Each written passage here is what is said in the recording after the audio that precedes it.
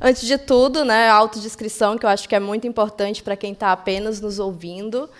Eu sou uma mulher branca, de cabelos longos, e bota cabelo aqui, né, tem bastante cabelo ondulado.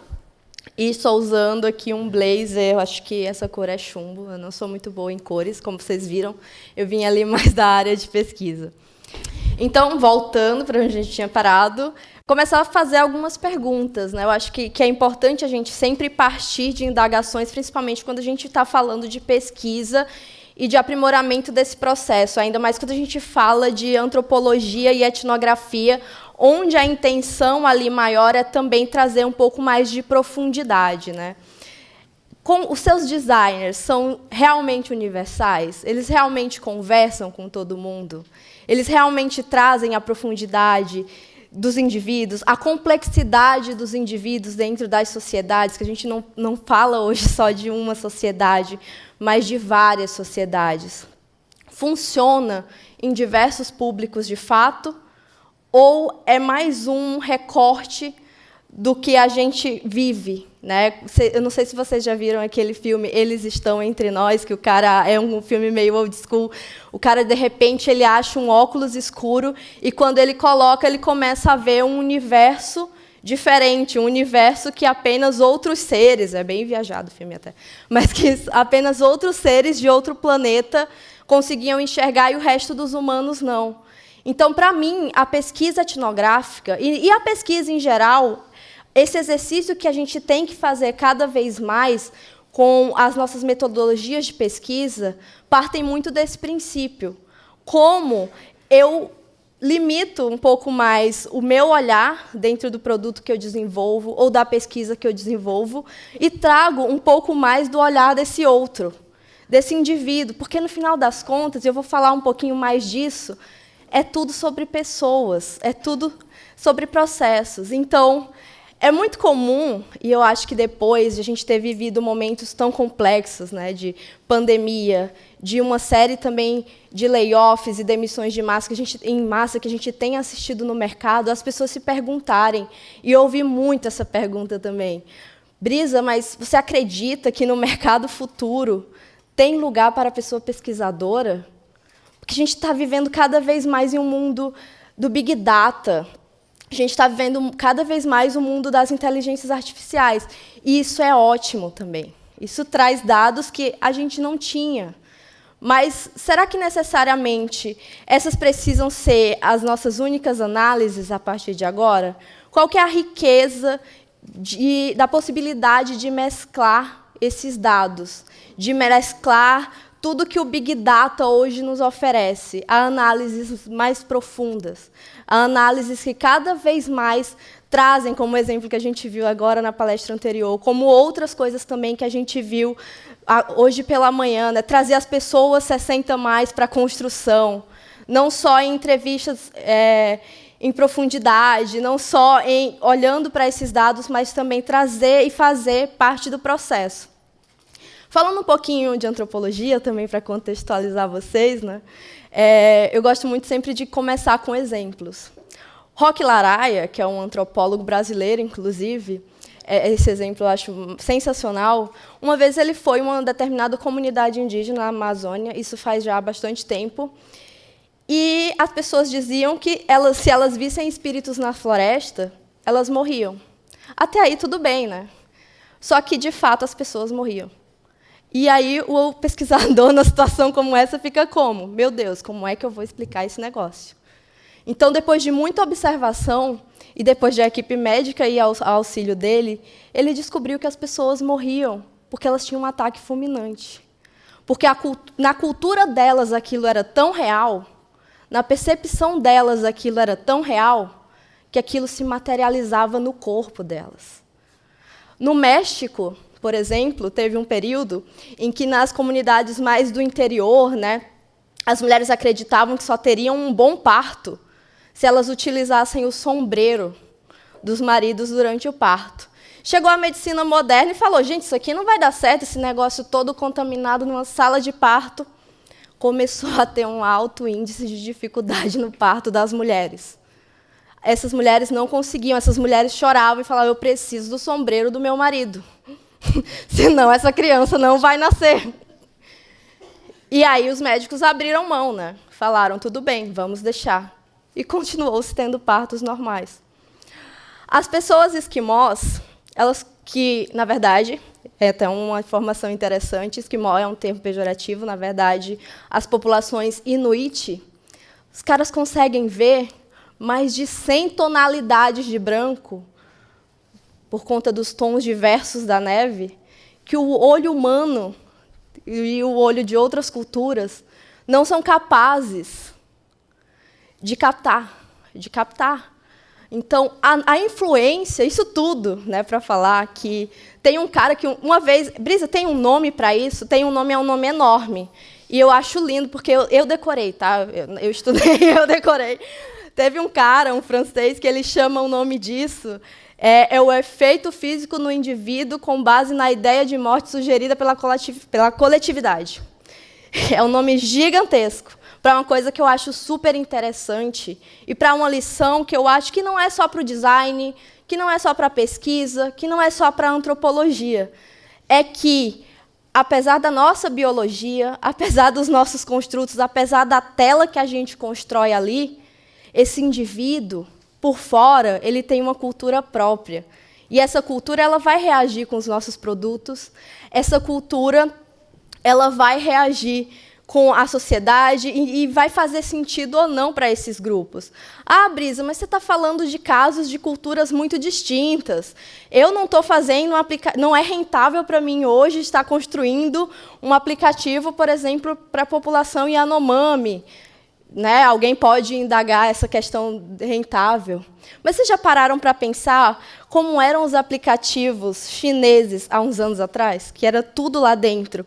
E se um brasileiro fosse olhar esse aplicativo e falar assim: gente, eu sou incapaz de achar onde faz qualquer coisa aqui dentro. Mas eles conseguiam. Porque, da mesma forma que a gente tem uma cultura externa, que as pessoas ao nosso redor vão passando para a gente e ela vai se retroalimentando e ela vai se modificando também através do tempo, essa cultura também vai crescendo e vai nascendo cada vez mais com o digital. E aí, quando você fala... eu já ouvi, inclusive, profissionais em cursos...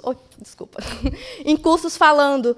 Tá, mas isso só funciona para antropologia, etnografia, a gente só consegue uma imersão como essa numa cultura muito distinta. Se a gente estiver falando, por exemplo, de uma sociedade amazônica, ou então, sei lá, de uma cultura muito distinta da ocidental, como a indiana. Na verdade, não. Eu acho que esse exercício é interessante também para a gente abrir o olho e entender que, dentro do nosso universo, mesmo ocidental, mesmo de América Latina, mesmo de Brasil, Rio Grande do Sul, quem sabe, existem microculturas. E essas microculturas elas estão sempre em movimento. Existe a cultura das pessoas 60+, que foi falado anteriormente, né, a gente mencionou. Com certeza, existem comportamentos muito próprios desse público. E muitas dessas coisas a gente só consegue alcançar os nuances e construir inovação a partir desses nuances, porque eu acho que ali é o estalo com um conhecimento um pouco mais aprofundado. Eu gosto sempre de falar que era como se as técnicas de pesquisa, quando eu vou explicar o que é etnografia, por que você escolheu fazer isso, aquela tia, né, que sempre pergunta, antropologia serve para quê? Vai morrer de fome? Todas essas coisas que a gente escuta sempre. Eu gosto sempre de dizer que é como se fosse uma pirâmide em profundidade, é como se esse pesquisador ele tivesse em mergulho. Os dados explicam até uma camada, aí a gente vem para a quali, até ir afundando, e o mergulho da etnografia é o mais profundo que tem. Porque não é só o que a pessoa te diz, é o que ela te diz, onde ela está, no momento onde ela está, próximo a quem ela está. Né? Não é uma coisa só do que ela te fala, mas é também como é que é essa subjetividade dela em contato. E entender também qual que é o lugar do outro, né? Do seu lugar e o lugar do outro aí dentro desse contexto. Não Opa, eu apertei o botão errado, gente. Funcionou. Então, tem lugar para pesquisa qualitativa, que a etnografia não deixa de ser uma pesquisa qualitativa, em um universo cada vez mais orientado a números? Eu diria, inclusive, que tem cada vez mais. Porque os dados, às vezes, trazem lacunas do nosso produto, né, que a gente pode, por exemplo, ser uma pessoa neurodivergente e tem coisas que tem uma coisa que a gente chama de hiperatividade neurológica, que é essa hiperatividade que não aparece, mas aparece quando a gente mexe na telinha ali, né? Então, pode ser que, imaginem vocês que tem mais de 2 milhões, só o TDAH hoje no Brasil, fora as subnotificações, a gente tem 2 milhões de pessoas. Imaginem vocês o produto ali, o dado falando, olha, isso aqui não está funcionando, o pessoal não está conseguindo fazer isso aqui, o pessoal está fazendo errado o tempo todo. Como é que você vai entender sem uma análise mais profunda e sem conhecer, de fato, esse cotidiano, né? O exemplo do Facebook, ali, da mãe do nosso colega hoje. Como é que a gente iria entender que essa fonte ela não está legal, acho que era no Instagram, na verdade, que essa fonte não está legal sem observar a pessoa em uso dentro da casa dela? Então, muitas vezes, e muitas coisas, elas só são supridas quando a gente traz o outro cada vez mais para perto, e talvez até trazer ele para ser autor junto com a gente. Então, eu acho que foi muito bacana as palestras que vieram anteriormente, porque traz também esse complemento a essa fala, né? Eu acho que essas visões elas trazem esse complemento, né? Então, a gente consegue, através disso, trazer o que as pessoas chamam de fic data, que nada mais é do que essa coisa complementar também, essas entrelinhas, preencher lacunas a partir dessa união de técnicas, que não é novidade, é uma coisa que a gente tem feito, mas aqui a sugestão é provocar vocês a pensarem cada vez mais, trazer profundidade para dentro desse contexto.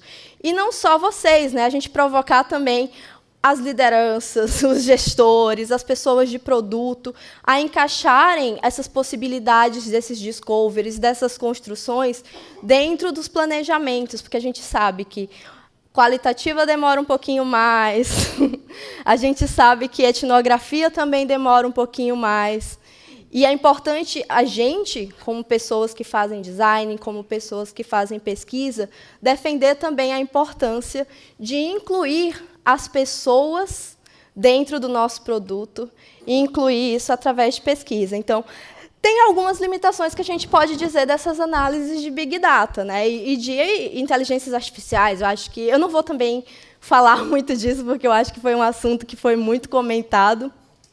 Mas um exemplo que eu sempre gosto de citar é a questão da piscadela, que também é um exemplo clássico da antropologia. Porque, quando se pisca, por exemplo, em uma determinada cultura pode significar outra coisa. Pode significar que a pessoa está paquerando com você. Pode significar que caiu alguma coisa no olho da pessoa. Pode significar que a pessoa pode ter alguma outra síndrome, alguma coisa que está fazendo ela piscar. Dificilmente esse contexto seria entendido por uma inteligência artificial. Um dado, por exemplo, diria só que a pessoa piscou. Mas o contexto e a profundidade você entende se você estiver ali próximo daquela conversa e entendendo esse contexto muito mais complexo. Então, eu trouxe aqui algumas coisas do cenário global, né, para vocês verem que esse movimento está acontecendo também em grandes empresas e em empresas onde o Big Data ele está dentro e muito fortemente, né? Então, a Netflix aí também teve um tempo se perguntando como colocar o humano dentro do Big Data. Então, contrataram antropólogos para fazer esse estudo. Eu vou trazer vários aqui, né? Antropologia como inovação para pesquisa de mercado. Como é que o Fic Data pode ajudar a entender cada vez mais esses setores que estão longe do digital, né? Ah, eu vou fazer uma pesquisa com o público 60+, e vou mandar um forms por e-mail. Será que vai funcionar? Né? Então, a gente tem que se perguntar todas essas questões. Então, tudo isso, esse caminho é também um caminho para a construção de inovação e para uma inovação construída de forma coletiva. Porque, no final, é a mesma coisa que eu disse no início. É tudo sobre pessoas. São números que representam pessoas, mas, no final, É tudo sobre como esse produto e como essa pessoa, que tem uma cultura, que tem uma particularidade, que é complexa e é cheia de vivências, que é 60+, que é neurodivergente, que tem, enfim, toda a sua série de complexidades, seus grupos e culturas. É como ela interage com os nossos produtos e é como ela interage em sociedade. Eu acho que é isso que eu tinha para dizer hoje.